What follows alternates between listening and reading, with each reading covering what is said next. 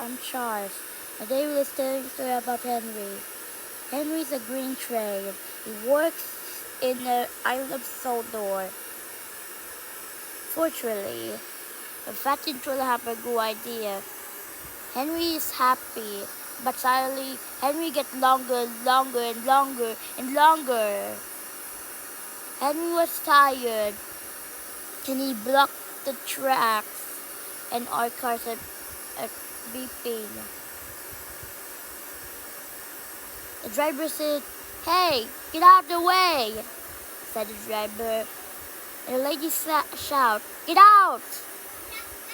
Henry is sad, and a little girl clarinet.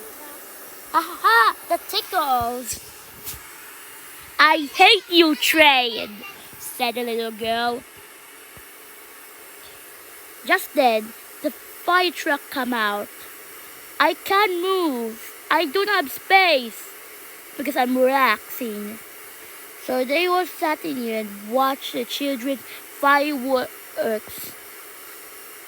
And to Henry, he was taking too long. And all people carrying some things. The corn, some beam, fireworks, firework, question mark, bombs, fireworks, and dinosaurs. Henry said, "Hey, fat intruder, why I'm pulling 12 cars?" said Henry. "Well, never you mind," said Topham Hatt. I can't do this anymore. I'm tired." "You need to pull some tracks at top of the mountain,"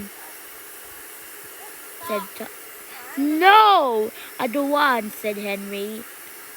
Henry get higher and higher, and his wheels are getting hotter. The driver saw it. His meat Katie's getting loose. I can't drive with my Katie the caboose," said Henry. "Oh my God," said Henry.